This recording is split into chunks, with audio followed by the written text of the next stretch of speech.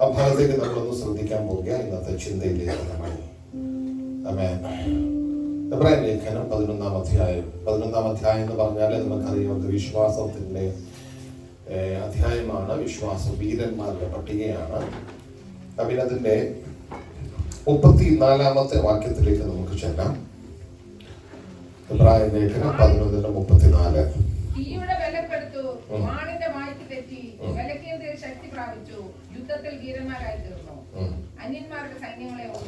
അതിന് മേലത്തെ വാക്യം കൂടെ ഒന്ന് വായിച്ചേ. വിശ്വാസത്താൽ ഉള്ള കാര്യമായി പറയുന്നത് അവർ രാജ്യങ്ങളെ അടക്കി,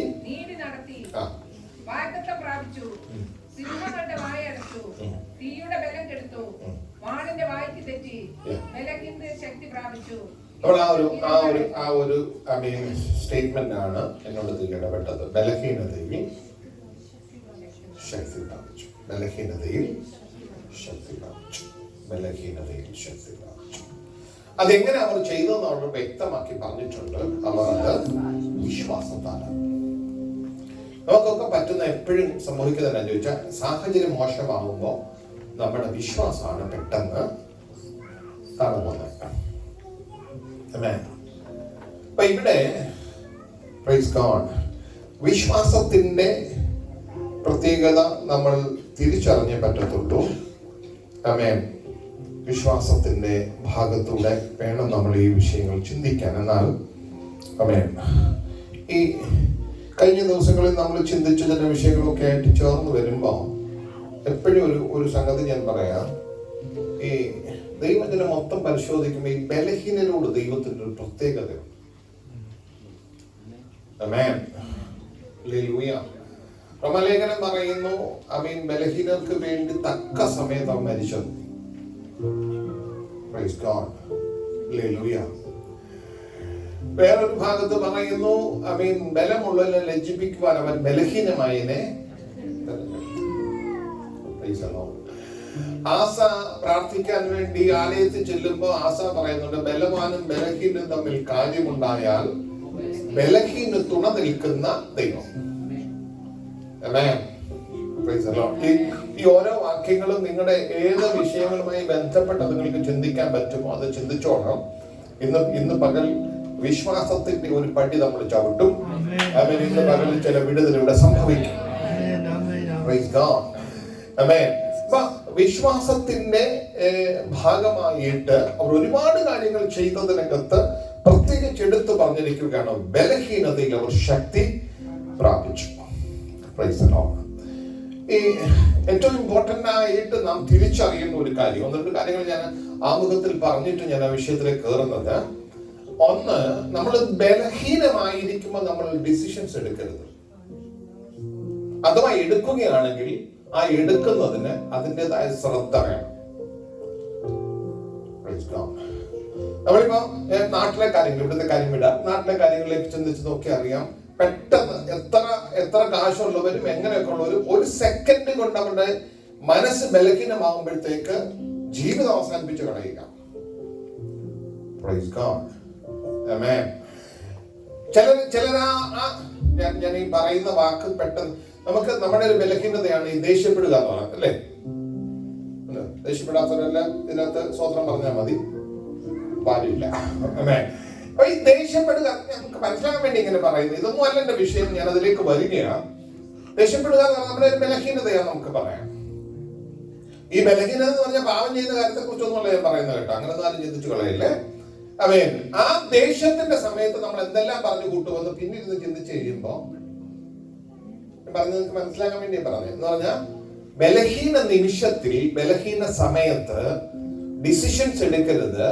നിന്റെ ഇമോഷൻസ് ഒരിക്കലും നിന്റെ തീരുമാനങ്ങളെ കൺട്രോൾ ചെയ്യരുത്. നിന്റെ സിറ്റുവേഷൻസ് ഒരിക്കലും നിന്റെ ഡിസിഷൻസിനെ കൺട്രോൾ ചെയ്യരുത്. സിറ്റുവേഷൻസോ ഇമോഷൻസോ അല്ലെങ്കിൽ ഇതൊന്നും അല്ല നമ്മളെ നിയന്ത്രിക്കേണ്ടത്. നമ്മളെ നിയന്ത്രിക്കുന്നത് നമ്മൾ പഠിച്ചിട്ടുണ്ട്, ആത്മാവാണ് നമ്മളെ നിയന്ത്രിക്കേണ്ടത്.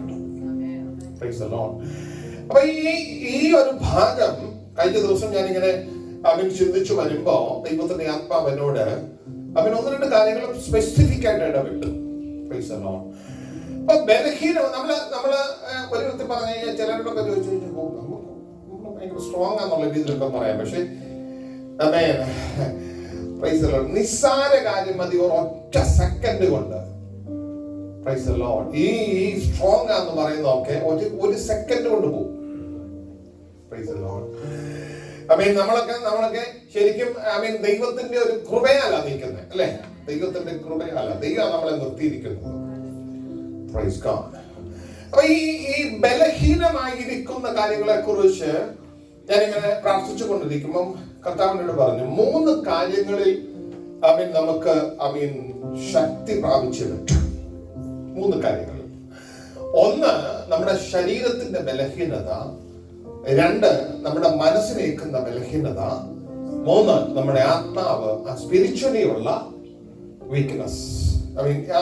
ബലഹീനത എന്ന് പറയുന്നതിനേക്കാൾ കുറച്ചുകൂടി നല്ല വാക്ക് ഇംഗ്ലീഷിലാണെന്ന് തോന്നുന്നു. നമ്മൾ സ്ട്രെങ്തൻ ചെയ്യേണ്ട നമ്മുടെ വീക്ക്നെസ്സിനകത്ത് നിന്ന് സ്ട്രെങ്തൻ ചെയ്യേണ്ടത് അത് 1 നമ്മളെ ഫിസിക്കൽ, 2 മെന്റൽ, 3 സ്പിരിച്വൽ. ഈ 3 കാര്യങ്ങൾക്കകത്ത് ഇതെല്ലാം കൂടെ ഒരു ദിവസം നമുക്ക് ചിന്തിക്കാൻ പറ്റത്തില്ല. പക്ഷെ ഇന്ന് നമുക്ക് ഫിസിക്കൽ കാര്യത്തിലേക്ക് പോവുകയാണ്. നമുക്ക് എപ്പോഴും നല്ല സന്തോഷമാണ്. അനുഗ്രഹിക്കാൻ കൽപ്പന ലഭിച്ചിട്ടുണ്ട്. ദൈവം അനുഗ്രഹിച്ചിരിക്കുന്നു. അനുഗ്രഹിച്ചിരിക്കുന്നു.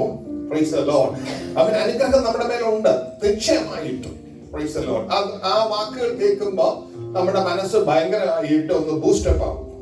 അപ്പൊ തന്നെ നെഗറ്റീവായിട്ടുള്ള കാര്യങ്ങൾ കേൾക്കുമ്പോ നേരെ ഓപ്പോസിറ്റ് ആയിട്ട് ഡോക്ടർ പറഞ്ഞൊരു കാര്യത്തെ കുറിച്ചോ അല്ലെങ്കിൽ നമ്മുടെ മുന്നോട്ടുള്ള ഫ്യൂച്ചറിനെ കുറിച്ചോ ജോലിയുടെ കാര്യത്തെ കുറിച്ചോ എന്തെങ്കിലും ഒരു കാര്യം ഒരു സെക്കൻഡ് കൊണ്ട് നമ്മൾ വീക്കാം. ഇതൊക്കെ ഓരോ മേഖലക്കകത്ത് നമുക്ക് വേണ്ട വിടുതൽ ഇന്ന് പകൽ സ്പർശിക്കപ്പെടുകയാണ്. ശരീരത്തിന്റെ വിടുതൽ എന്നുള്ള വിഷയത്തിലേക്ക് നമ്മളൊന്ന് ഫോക്കസ് ചെയ്യുകയാണ്. റോമലേഖനം 4-ാം അധ്യായം അതിന്റെ 19-20 വാക്യങ്ങളൊന്ന് വായിക്കാം. റോമലേഖനം 4:19-20. തന്റെ ശരീരം നിർജീവമായി പോയതും സാറായുടെ ഗർഭപാത്രത്തിന്റെ നിർജീവത്വവും ഗ്രഹിച്ചിട്ടും വിശ്വാസത്തിൽ ക്ഷീണിച്ചില്ല. ദൈവത്തിന്റെ വാഗ്ദത്തത്തിൽ അവിശ്വാസത്താൽ സംശയിക്കാതെ വിശ്വാസത്തിൽ ശക്തിപ്പെട്ട് ദൈവത്തിന് മഹത്വം കൊടുത്തു. ഇത് നമ്മളൊരു അല്ലെങ്കിൽ എനിക്ക് തോന്നുന്നു കഴിഞ്ഞ 10 വർഷത്തിനിടയിൽ ഞാനൊരു 10 പ്രാവശ്യമെങ്കിലും ഈ ഭാഗത്തോടൊക്കെ വന്നിട്ടുണ്ട്. എന്താ പറഞ്ഞേ, അബ്രഹാമിന്റെ കാര്യത്തെ കുറിച്ച് മിക്കവാറും എല്ലാ ആഴ്ചയിലും അബ്രഹാമിനെതിരെയിലൊക്കെ ഒന്നും തൊടുന്നുണ്ട്. വിശ്വാസികളുടെ പിതാവായി പോയി, അതുകൊണ്ട് ജസ്റ്റ് തൊടുന്നതാണ്. അപ്പൊ ഇവിടെ എഴുതിയിരിക്കുന്ന അവൻ ഏകദേശം 100 വയസ്സുള്ളവനാകിയാലും അവന്റെ ശരീരം നിർജീവമായി പോയതും സാറയുടെ ഗർഭപാത്രത്തിന്റെ നിർജീവത്വം. ശരിക്കും പറഞ്ഞാൽ ദൈവത്തിന്റെ വാഗ്ദത്തം ലഭിച്ചവരാണ്. ദൈവ വാഗ്ദത്തം നിൽക്കുമ്പോ എന്താ ബലഹീനമായി പോയെന്നറിയാമോ? അവന്റെ ശരീരം ബലഹീനമായി പോയി. ഈ വാഗ്ദത്തം പ്രാപിക്കാൻ കഴിയാത്ത രീതിയിൽ ഫിസിക്കലി അവൻ വീക്കായി പോയി.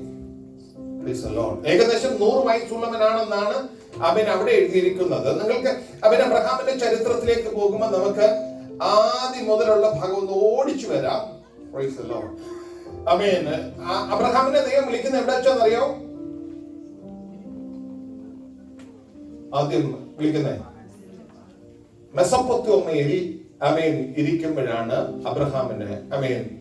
അപ്പോസ്തല പ്രവർത്തികളിൽ 7-ാം അധ്യായത്തിൽ സ്തെഫാനോസ് എഴുന്നേറ്റ് പ്രസംഗിക്കുന്നുണ്ട്, തുടങ്ങുന്നുണ്ട്, പറയുന്നത് നമ്മുടെ പിതാവായ അബ്രഹാം മെസൊപ്പൊത്താമ്യയിൽ ഇരിക്കുമ്പോ ദൈവം അവനെ വിളിച്ചു.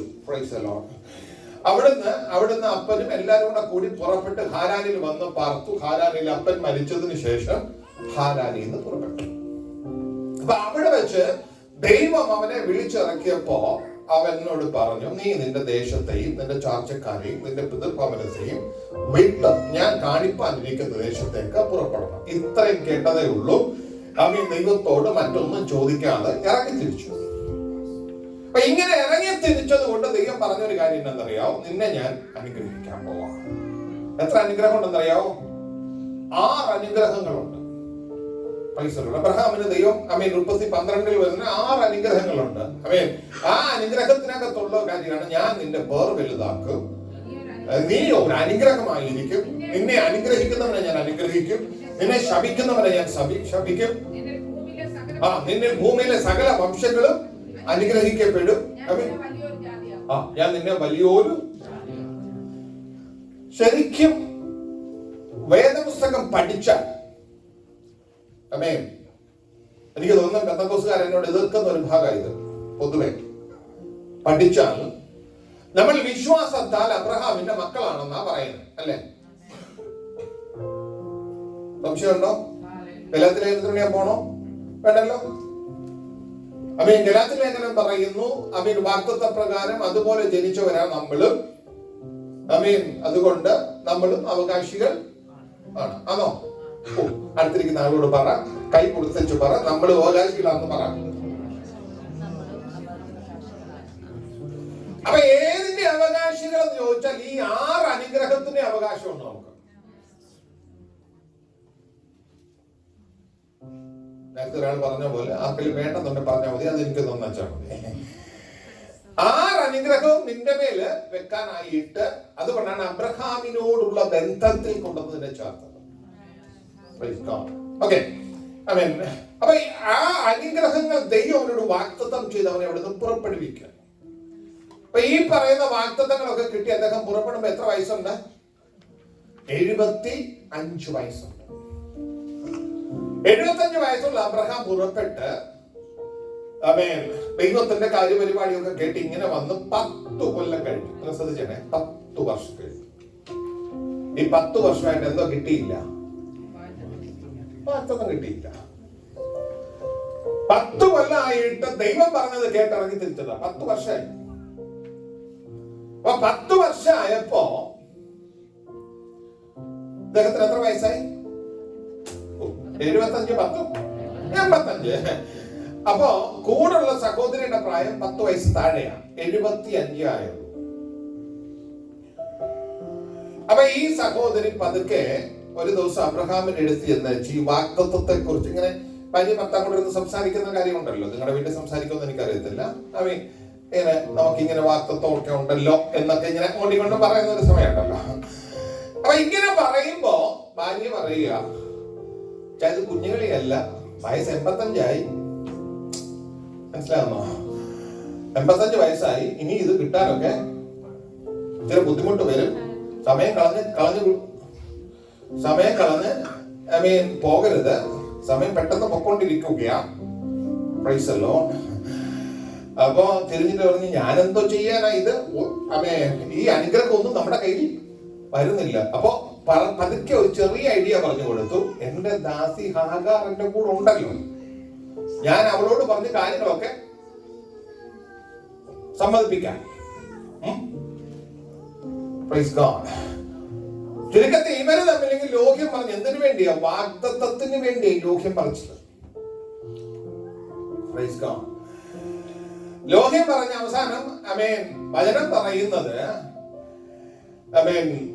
ഹാഗാറിനെ അബ്രഹാമിന് ഭാര്യയായി സാറ കൊടുത്തു. അപ്പൊ സാറ പറഞ്ഞതനുസരിച്ച് കാര്യങ്ങളൊക്കെ അവിടെ സംഭവിച്ചു. ഭാര്യയായി കിട്ടി. 86-ാമത്തെ വയസ്സിൽ, ഒരു കൊല്ലം കഴിഞ്ഞപ്പോ 86-ാമത്തെ വയസ്സിൽ ഹാഗാർ അബ്രഹാമിനൊരു ഒരു പൈതലിനെ പ്രസവിക്കുക. ഇതിനിടയ്ക്ക് ഹാഗാറിന്റെ ചരിത്രം നമുക്കറിയാമല്ലോ. ഇവിടെ പ്രഗ്നന്റ് ആയെന്ന് കണ്ടപ്പോഴേ സാറാമ്മച്ചിക്ക് ചെറിയ പ്രശ്നം ഉണ്ടായി അവിടെ, അങ്ങനല്ലേ? നിങ്ങൾ പുസ്തകം വായിച്ചിട്ടുണ്ടല്ലോ. അവളോട് ഇച്ചിരി കാഠിന്യമൊക്കെ തുടങ്ങി. ഇതിനു മുമ്പേ ഇതൊന്നും ഓർക്കാതാന്ന് ഈ പറഞ്ഞല്ല. ഇച്ചിരി കാഠിന്യം തുടങ്ങി കഴിഞ്ഞപ്പോ അവൾ അവിടെ വിട്ട് ഓടിപ്പോയി. എനിക്ക് ആ ഭാഗമൊക്കെ വായിക്കുമ്പോൾ എനിക്ക് ഭയങ്കര രസം തോന്നിയിട്ടുണ്ട്. നിങ്ങൾ ഉൽപ്പത്തി പുസ്തകം 16-ാം അധ്യായം 21-ാമത്തെ അധ്യായം ഇത് രാവിലെ നമ്മൾ ചിന്തിക്കുന്നത് കേട്ടോ. അവനുകൾ ഓടിപ്പോകുമ്പോ മരുഭൂമിയിൽ നീരുറവിന്റെ അടുത്തൊരു ദൂതൻ നിൽക്കുകയാണ്.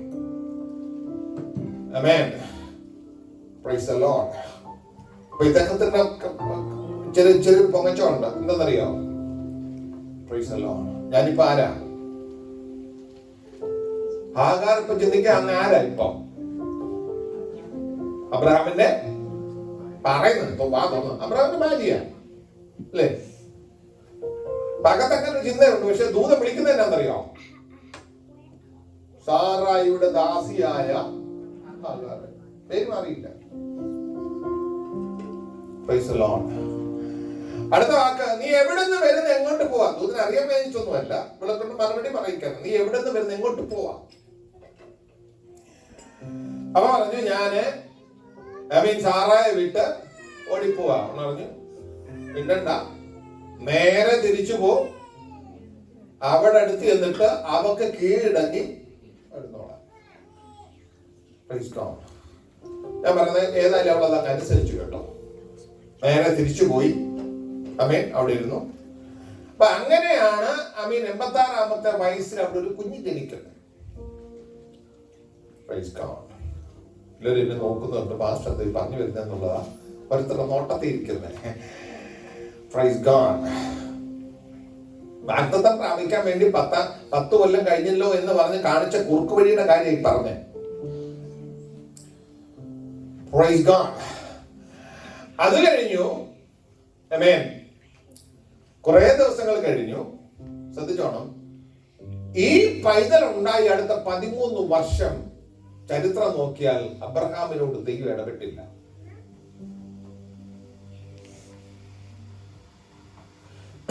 വർഷമായപ്പോ ഇവര് ഏകദേശം 99 വയസ്സായി. ദൈവം വെളിപ്പെട്ടിട്ട് അവൻ അബ്രഹാമിന് പരിച്ഛേദന എന്ന നിയമം കൊടുത്തു. എന്നിട്ട് പറഞ്ഞു, നിന്റെ ഭാര്യ സാറായി നിനക്കൊരു മകനെ പ്രസവിക്കും. അപ്പൊ എനിക്ക് ആ ഭാഗമൊക്കെ ഭയങ്കര രസകരമായി തോന്നി. ഞാനത് വായിച്ചു വന്നപ്പോ. അപ്പോ അബ്രഹാം പറയുകയാണ്, വളരെ കൂളായിട്ടാ പറയുന്നത്, ദൈവമേ അതിന്റെ ഒന്നും ആവശ്യമില്ല, ഇശ്മായേൽ ഇതിന്റെ മുമ്പിൽ അങ്ങ് ജീവിച്ചാൽ മതി. ഇശ്മായേൽ ജീവിച്ചാൽ മതി. അപ്പൊ ദൈവം പറയുന്ന കാര്യം എന്താ പറയാ, അത് നിന്റെ പ്ലാൻ ആയിരുന്നു. മനസ്സിലാണോ? അത് നിന്റെ പ്ലാൻ ആയിരുന്നു. എന്റെ പ്ലാൻ വ്യത്യസ്ത. എന്റെ പ്ലാൻ എനിക്ക് നിയമം ചെയ്യാനുള്ളത് സാറായുടെ മകനായി ജനിക്കുന്ന ഇസ്ഹാക്കിനോടാണ് എനിക്ക് നിയമമുള്ളത്. Amen. Praise the Lord. Praise the Lord. അന്ന് ശരിക്കും ശ്രദ്ധിച്ചു നോക്കിയാൽ അറിയാം, അന്ന് ഇശ്മായേൽ 13 വയസ്സായി. 13 വർഷം ദൈവം മിണ്ടിയിട്ടില്ലെന്ന്.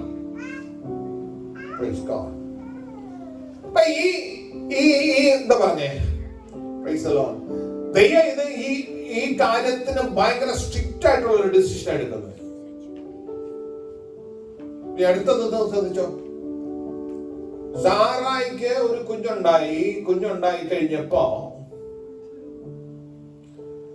അവന്റെ മുലമുടി മാറിയ ദിവസം അബ്രഹാം അവിടെ ഭയങ്കര ഒരു വിരുന്ന് കഴിച്ചു.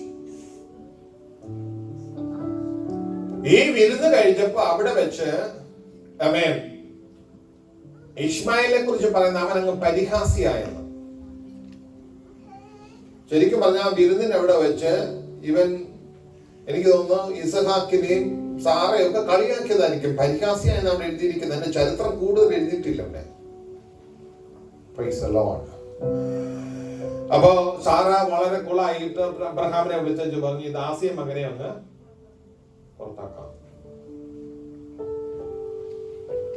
ഇനി രസം കേട്ടോണേ. അന്നേരമാണ് അബ്രഹാം ദൈവത്തിന്റെ അടുത്ത് എന്ന് വെച്ച് പറയുന്നത്. ഇവള് പറയുന്നു, ദാസിയെ മകനെ പുറത്താക്കാം. ഒരു ദാക്ഷിണ്യം കാണിച്ചില്ല. തമ്പുരാൻ പറഞ്ഞു പുറത്താക്കിയേക്കാം. അങ്ങനെയല്ല പറഞ്ഞത്. അവള് പറയുന്ന വാക്ക് നീ കേൾക്കാം. ഈ വാക്യം എടുത്തോണ്ട് ആരും പ്രസംഗിച്ച് കളയല്ലേ. അവള് പറയുന്ന വാക്ക് നീ കേൾക്കാം. സഹോദരിമാർക്കൊക്കെ പണ്ടേ ഭയങ്കര ഇഷ്ടമുള്ളൊരു ഭാഗം സാറായുടെ വാക്ക് നീ കേക്ക് എന്ന് ദൈവം. പണ്ടത്തെ ഒരു വാക്ക് കേട്ടതിന്റെ കുഴപ്പമായി. അന്ന് ഇവൻ ആലോചന ചോദിക്കാൻ പോയില്ല. മനസ്സിലാകുന്നോ? കൊപ്പരം കാണിക്കുന്ന അല്ലെങ്കിൽ ഈ വേലത്തരം കാണിക്കുന്ന പരിപാടികൾക്കൊന്നും ആലോചന ചോദിക്കാൻ പോകത്തില്ല. Praise God. Hallelujah. അങ്ങനെ വരുന്നുണ്ട് ദൈവത്തിന്റെ ഇടപെടൽ അങ്ങ് മാറും. ആമേൻ. Praise the Lord. അത് മാത്രമല്ല, അങ്ങനെ വരുമ്പോ വേറൊരു വ്യത്യാസം കൂടെ ഉണ്ട്. ഇത് നിന്റെ ഇപ്പൊ നിങ്ങൾ ശ്രദ്ധിച്ചു നോക്കിയേ, ഇശ്മായേൽ എന്ന് പറഞ്ഞ ഒരാൾ ജനിച്ചത് കൊണ്ടല്ലേ ഈ കാലങ്ങൾ അത്രയും ഇന്നും ഗാസ ഈ പ്രശ്നങ്ങളെല്ലാം ഉണ്ടായത്. ഒരു വാഗ്ദത്തം പ്രാപിക്കേണ്ടതിന് വേണ്ടി ആലോചിച്ചെടുത്ത ഒരു കൊച്ചു കുറുക്ക് വഴി,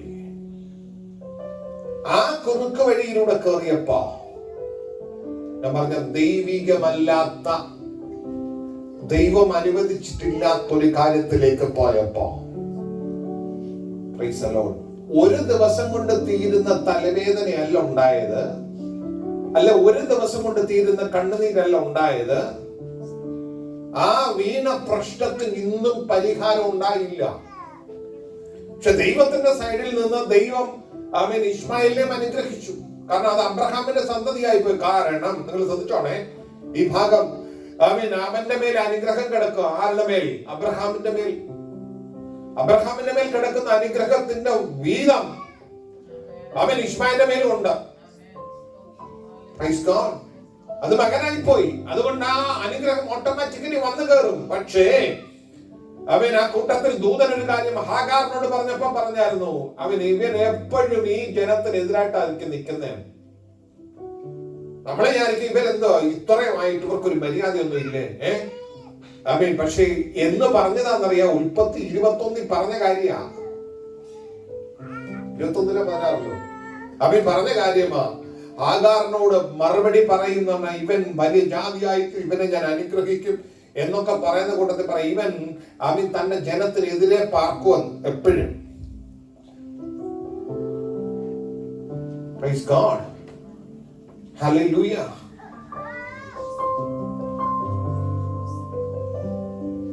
ഈ സാഹചര്യങ്ങൾ കൊണ്ടും അനുഭവങ്ങൾ കൊണ്ടും പ്രശ്നങ്ങൾ അവിടെ മുമ്പിൽ നിന്നപ്പോ അവർ മനസ്സിലാക്കിയ ഒരു കാര്യം അവരുടെ ശരീരത്തിന്റെ നിർജീവത്വമാണ്. അവർ മനസ്സിലാക്കിയ ഒരു കാര്യം അവരുടെ ബലഹീനതയാണ്. ഈ ബലഹീനമായിരിക്കുന്ന ശരീരം കൊണ്ട് വാഗ്ദത്തം പ്രാപിക്കാൻ കഴിയില്ല എന്ന് പറയുമ്പോ, ഞാനൊരു കാര്യം പറയാം, കാലങ്ങൾ കഴിയുന്നത് കൊണ്ടോ സമയങ്ങൾ പോകുന്നത് കൊണ്ടോ പ്രായം കൂടുന്നത് കൊണ്ടോ നിന്നോട് ചെയ്ത വാഗ്ദത്തത്തിന് മാറ്റം വരത്തില്ലെന്നേ. കാരണം വാക്ക് പറഞ്ഞത് നാം കേട്ടു, പറഞ്ഞത് പോസ്റ്റ് പറയാത്ത, വ്യാജം പറയാത്ത ദൈവം നിന്നോട് ഇടപെട്ടിരിക്കുന്നതെങ്കിൽ, പ്രൈസ് ഗോഡ്, ഹല്ലേലൂയ. പ്രിയമുള്ളവരെ, ആ കാലഘട്ടത്തിൽ ശരിക്കും ദൈവസന്നിധിയിൽ അവർക്ക് ചെല്ലാമായിരുന്നു, ദൈവവുമായിട്ട് ബന്ധപ്പെടാൻ പറ്റുമായിരുന്നു, ദൈവം നേരിട്ട് അവരോട് സംസാരിക്കുമായിരുന്നു. അത്രമാത്രം ദൈവവുമായിട്ട് ബന്ധമുണ്ടായിട്ടും ദൈവികമല്ലാത്ത ഒന്നിലേക്ക് ചുവട് വെച്ചപ്പോ അടുത്ത കാലങ്ങൾ എന്നാ ദൈവം വന്നേച്ച് അത് തെറ്റാണ്, അത് ചെയ്യരുത് എന്ന് പറഞ്ഞില്ല, അങ്ങനെ പോകരുതെന്ന് പറഞ്ഞില്ല, അത് നാളെ പ്രശ്നമുണ്ടാക്കുമെന്ന് പറഞ്ഞില്ല. Praise God.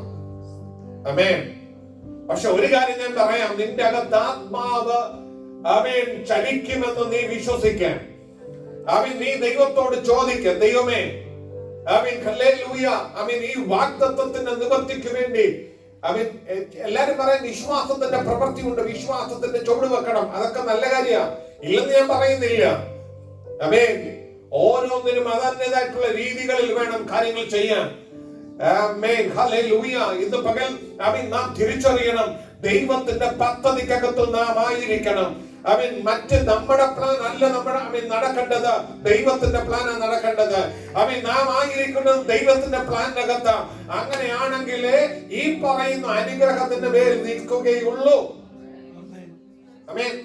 മനസ്സിലാക്കുന്നത് ഞാൻ വിശ്വസിക്കുകയാണ്. നീ അനുഗ്രഹത്തിന്റെ പാതയിലാണ് ദൈവം തന്നെ അനുഗ്രഹിച്ചിരിക്കുന്നത്. ഇതൊക്കെ ഒരു ഭാഗത്തുണ്ട്. എന്നാൽ ഇപ്പുറത്ത് ഞാൻ ഒരു കാര്യം കൂടെ എടുത്തു പറയുകയാ, ഈ അനുഗ്രഹം നിന്റെ മേൽ നിൽക്കണമെങ്കിൽ ഇത് ദൈവിക പദ്ധതിക്കകത്തായിരിക്കണം. നീ അവൻ ഈ ദൈവിക പദ്ധതിക്കകത്താണ് നീ അവൻ മൂവ് ചെയ്തുകൊണ്ടിരിക്കുന്നതെങ്കിൽ ഒരു കാര്യം ഞാൻ പറയാം, അവൻ എന്ത് സാഹചര്യമായിക്കോട്ടെ, അവൻ നിന്റെ ശരീരത്തിന്റെ ക്ഷീണാവസ്ഥ ഉണ്ടായിക്കോട്ടെ, അവൻ രോഗാവസ്ഥ ഉണ്ടായിക്കോട്ടെ, ബലഹീനമായി എന്ന് അവൻ പൊതുവെ വിധി എഴുതുമാറുള്ള അനുഭവം ഉണ്ടായിക്കോട്ടെ, പക്ഷെ അവിടെ ഒന്നുമല്ല നീ നിൽക്കേണ്ടത്. അവൻ പറഞ്ഞൊരു ദൈവം ഉണ്ടെന്ന്. അവൻ ഇത്രയും പറയുമ്പോഴും അബ്രഹാം അവൻ പറയുന്ന ഒരു കാര്യമുണ്ട്, വാഗ്ദത്തം ചെയ്തവൻ അത് പ്രവർത്തിപ്പാൻ ശക്തൻ. ആശയ്ക്ക് വിരോധമായി ആശയോട് അവൻ പ്രശ്നങ്ങളെ കണ്ടതിനെ നോക്കി അവൻ അതകത്ത് കയറ്റിക്കൊണ്ടിരിക്കുകയല്ല, അതിനപ്പുറത്തേക്ക് വെളിപ്പെടുന്ന ഒരു ദൈവപ്രവൃത്തിക്ക് വേണ്ടി. Praise God. Hallelujah. അവന്റെ ശരീരം നിർജീവമായി പോയത് അവന്റെ വാഗ്ദത്തത്തെ തടഞ്ഞില്ല. അവന് പ്രായം കൂടിപ്പോയത് അവന്റെ വാഗ്ദത്തത്തെ തടഞ്ഞില്ല. Praise God. Hallelujah. അവൻ സാറയുടെ അവൻ ശരീരത്തിന്റെ നിർജീവ അവസ്ഥ അവന്റെ വാഗ്ദത്തത്തെ തടഞ്ഞില്ല. ആമേൻ. ദൈവത്തിന്റെ കാര്യപരിപാടി അവിടെ മേൽ വെളിപ്പെട്ടപ്പോ, ദൈവഹിതം അവരുടെ മേൽ വെളിപ്പെട്ടപ്പോ അവൻ ഇതൊന്നും അവന് തടസ്സമായിട്ട് പ്രശ്നമായിട്ട് വന്നില്ല. പ്രിയമുള്ളവരെ, അവിടെ വചനം പറയുന്നത് അവൻ ഏകദേശം 100 വയസ്സുള്ളവനാകിയാലും അവന്റെ ശരീരം നിർജീവമായി പോയിട്ടും അവൻ സാറയുടെ ഗർഭപാത്രത്തെ നിർജീവത്തെ അവൻ ഗ്രഹിച്ചിട്ടും വിശ്വാസത്തിൽ ക്ഷീണിച്ചില്ല. ആമേൻ. ഇന്നിവിടെ വന്നിരിക്കുമ്പോ ഞാൻ ആത്മാവിൽ വിളിച്ചു പറയുക, നിന്റെ സാഹചര്യം വെച്ചിട്ട് നിന്റെ മനസ്സ് ഇന്ന് പകൽ ക്ഷീണിച്ചായിരിക്കുന്നെങ്കിൽ എനിക്കൊരു കാര്യം പറയാനുണ്ട്. അവൻ 100 വയസ്സായ അപ്പച്ചനെ വിശ്വാസികളുടെ പിതാവെന്ന് അവൻ വചനം വിളിച്ചത് മറ്റൊന്നും കൊണ്ടല്ല. അവൻ സാഹചര്യത്തെ നോക്കിയല്ല ആ മനുഷ്യൻ ജീവിച്ചത്, അവന്റെ ശരീരത്തെ നോക്കിയാണ് അവൻ ജീവിച്ചത്. വാഗ്ദത്തം ചെയ്ത ഒരുവനെ അവനെ നോക്കി അവൻ ജീവിച്ചത്. Praise God. വാക്ക് പറഞ്ഞാൽ ദൈവം മാറത്തില്ലെന്നേ, അവൻ മാറത്തില്ല. ഇന്ന് പകൽ അവൻ ഇന്ന് വിശ്വസിക്കാൻ കഴിയുമോ? ഹല്ലേലൂയ. അവിടെ ഒരു തലമുറയുടെ വിഷയമായിട്ട് ബന്ധപ്പെട്ട് കിടക്കുന്നത് കൊണ്ട് അവൻ നിങ്ങളുടെ മനസ്സ് അവിടെ നിൽക്കുന്ന തലമുറ വിട്. അവൻ നിന്നോട് ഇടപെട്ട ദൈവിക വാഗ്ദത്തങ്ങൾ അനുഗ്രഹത്തിന്റെ ആയിരിക്കാം, നിന്നോട് ഇടപെട്ട ദൈവിക വാഗ്ദത്തങ്ങൾ അവൻ ജോലി സംബന്ധമായിരിക്കാം, അല്ല അവൻ നിന്റെ ശരീര സംബന്ധമായിരിക്കാം. ഇന്ന് പകൽ ഞാനൊരു കാര്യം വിളിച്ചു പറയാം, ഈ വചനം ഇവിടെ വിളിച്ചു പറയുമ്പോ അവൻ ശരീരത്തിന്റെ ബലഹീനതകൾ ഇന്ന് പകൽ നീങ്ങുമെന്ന് നിന്റെ ഹൃദയം കൊണ്ട് നിനക്ക് വിശ്വസിക്കാൻ കഴിയുമെങ്കിൽ അവൻ വിശ്വസിക്ക. അവൻ ബലഹീനമാക്കുന്ന അവൻ സകലത്തിന്റെ മേലും ദൈവത്തിന്റെ കരം ചലിക്കും. Praise God. Hallelujah. Hallelujah. അവൻ യേശു പോകുമ്പോ അവൻ പിറവിയിലെ കുരുടനായ ഒരുവനെ വിളിച്ചു. അവനൊരു ബലഹീനത ഉണ്ട് അവന്റെ ശരീരത്തിൽ. അവൻ കാഴ്ച കണ്ടിട്ടില്ല, ഇന്ന് വരെ കണ്ടിട്ടില്ല. അവൻ അതുകൊണ്ട് അവൻ അതിനോട് കോംപ്രമൈസ് ചെയ്തില്ല. ആമേൻ. സാഹചര്യത്തോട് കോംപ്രമൈസ് ചെയ്തില്ല അവൻ. Praise God. Hallelujah. പ്രിയമുള്ളവരെ, അവൻ യെരൂശലേമിൽ കയറാൻ അവൻ അനുവാദമില്ല. Praise God. അവന്റെ പ്രശ്നം അവൻ ഇതെന്താണെന്ന് അവൻ കണ്ടിട്ടില്ല, ശബ്ദങ്ങൾ മാത്രമേ കേട്ടിട്ടുള്ളൂ. പക്ഷെ അവൻ നിലവിളിച്ച്, യേശുവേ ദാവീദ് പുത്ര എന്നോട് കരുണ തോന്നണമേ എന്ന് പറഞ്ഞപ്പോ അവൻ സെക്കൻഡുകൾ കൊണ്ട് അവന്റെ സ്ഥിതിക്ക് മാറ്റം വന്നെങ്കിൽ, ആമേൻ, ആമേൻ. ഇത് വക ഞാൻ പറയാം, അവൻ ദൈവത്തിന്റെ സാന്നിധ്യം ഇവിടെ നിറഞ്ഞു നിൽക്കുകയാണ്. അവൻ ഞാനിവിടെ ഉണ്ടോ വേറൊരാളുണ്ടോ എന്നല്ല, ദൈവ സാന്നിധ്യം ഇവിടെ നിറഞ്ഞു നിൽക്കുകയാ. അവൻ അതിലെ പോയ ഒരു ശബ്ദമേ പിറവി നമ്മള് അവൻ കാണുന്നില്ലെന്ന് നമുക്ക് വേണേ പറയാം. ഇതുപോലെ തന്നെ കണ്ടില്ലവൻ, ആരോ പറഞ്ഞു അതിലെ യേശു പോകുന്നെന്ന്. അവൻ ശബ്ദമെടുത്ത് വിളിച്ചു, യേശുവേ ദാവീദ് പുത്ര എന്നോട് കരുണ തോന്നണമെന്ന്. അവൻ വിളിച്ചപ്പോ അവന്റെ മേൽ ദൈവത്തിന്റെ പ്രവൃത്തി വെളിപ്പെട്ടുമെങ്കിൽ ഇന്ന് പകൽ അധരം തുറന്ന് നീ വിളിക്കാൻ കല്ലേലുള്ള വെളിപ്പെട്ടു നിൽക്കുന്ന ദൈവ സാന്നിധ്യത്തിൽ ദൈവത്തിന്റെ കരത്തിനെ കൊണ്ട് ചലിക്കുമെന്ന് ഹൃദയം കൊണ്ട് വിശ്വസിച്ച് ഇന്ന് പകൽ വിളിക്കാൻ പറ്റുമോ? ദൈവത്തെ വിളിക്കാൻ പറ്റുമോ? ദൈവത്തെ വിളിക്കാൻ പറ്റുമോ? യേശുവേ എന്നെ സഹായിക്കണമെന്ന് പറയാൻ അങ്ങനെയെങ്കിൽ ഇന്ന് പകൽ വെളിപ്പെടുന്ന ഒരു ദൈവിക വിടുതലുണ്ട്. Praise God. Hallelujah. അവന്റെ സാഹചര്യം അതായിരുന്നു. ആ സമയത്ത് തന്നെ ഹല്ലേലൂയ യേശു പോകുമ്പോ 12 കൊല്ലമായിട്ട് രക്തസ്രാവം ഉണ്ടായിരുന്ന ഒരുവൾ മുതലെല്ലാം വൈദ്യന്മാർ കൊടുത്തു. അവൾക്ക് പുറത്തിറങ്ങാൻ അനുവാദമില്ല. ആ കാലഘട്ടത്തിൽ ആ നിയമം അനുസരിച്ച് വേറൊരാളെ തൊടാൻ പറ്റില്ല, വേറെ ആളോട് കൂടെ മൂവ് ചെയ്യാൻ പറ്റത്തില്ല. ഇതൊക്കെ ശരിയാ. പക്ഷെ അവിടെ ഉള്ളിൽ അവൾ ചിന്തിച്ച ഒരു കാര്യമുണ്ട്. ഇങ്ങനെ ഞാൻ അവസാനിക്കേണ്ട വ്യക്തിയല്ല. യേശു ഇതിലെ പോകുമ്പോ എനിക്കൊരു സൗഖ്യം കിട്ടുമെന്ന് വസ്ത്രത്തിന്റെ തൊങ്ങലെ തൊട്ടായാലും എനിക്ക് കിട്ടുമെന്ന് അവിടെ ഉള്ളിൽ ഒരു ചിന്ത വന്നപ്പോ അതിനുവേണ്ടി അവൾ പുറപ്പെട്ടുവെങ്കിൽ ഇന്ന് പകൽ ഞാൻ ആത്മാവിൽ വിളിച്ചു പറയാ, ഇവിടെ വെളിപ്പെടുന്ന ദൈവ സാന്നിധ്യത്തിൽ തൊടാൻ നീ തയ്യാറാക. നിന്റെ മേലെ ഒരു ദൈവിക വിടുതൽ ചലിക്കണമെന്നേ.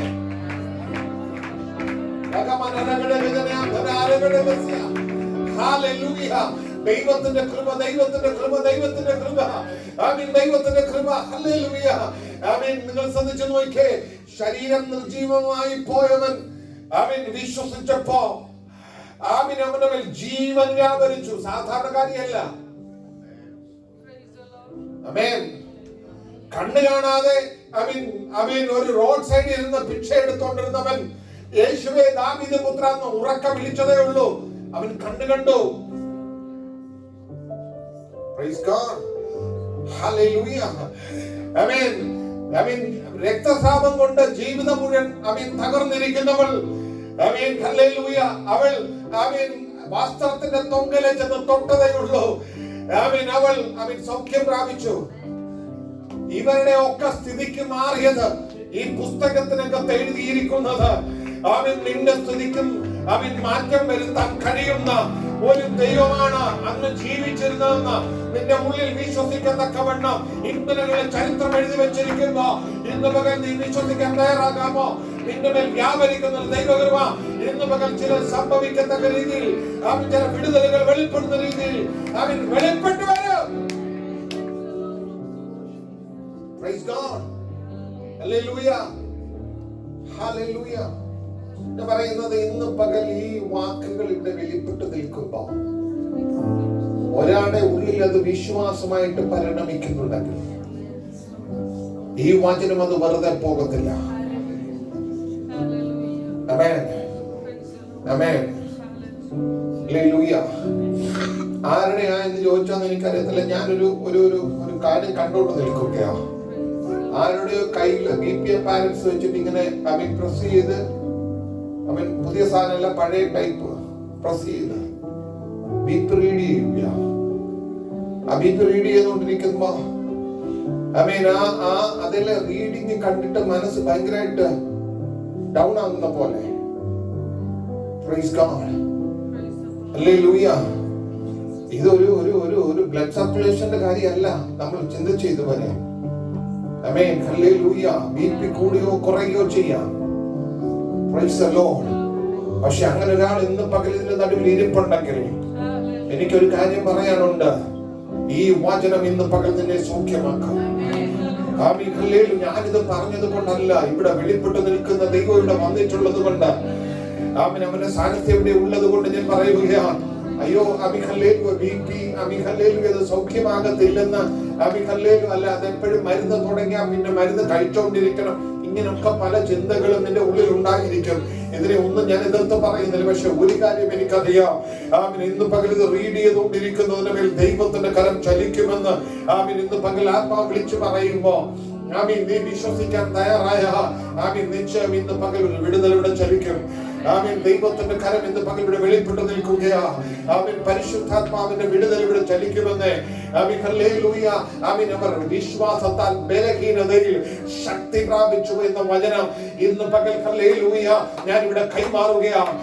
നിന്റെ ബലഹീനത എന്തുമായിക്കോട്ടെ, നിന്റെ സാഹചര്യം എന്തുമായിക്കോട്ടെ, നിന്റെ അനുഭവം എന്തുമായിക്കോട്ടെ, ഇന്ന് പകൽ ശക്തി പ്രാപിക്കുന്നത് അത് വിശ്വാസത്താലാണെന്ന് വചനം വിളിച്ചു പറയുമ്പോ എന്റെ യേശുവിലെ വിശ്വാസത്താൽ ഈ പകൽക്കാലം ഇതിനകത്ത് ബലം ധരിക്കുന്ന ഒരു അനുഭവത്തിലേക്ക് ദൈവകൃപ ചലിക്കുവാനിടയാകട്ടെ. Praise God. Hallelujah. കണ്ണുകൾ അടയ്ക്കാം. ദൈവസന്നിധിയിലേക്ക് നമുക്ക് നമ്മെ ഏൽപ്പിച്ചു കൊടുക്കാം. Praise the Lord. സാഹചര്യങ്ങൾ എന്തുമായിക്കോട്ടെ ഈ പകൽക്കാലം ദൈവകരത്തിലേക്ക് ഏൽപ്പിച്ചു കൊടുക്കാമോ? Praise to Jesus. അത്ഭുതകരമായ ദൈവിക പദ്ധതികൾ ദൈവത്തിന് നിന്നെ കുറിച്ചുണ്ട്. പരിശുദ്ധാത്മാവിനോട് വളരെ ശക്തമായി ഇടപെടുകയാണ്.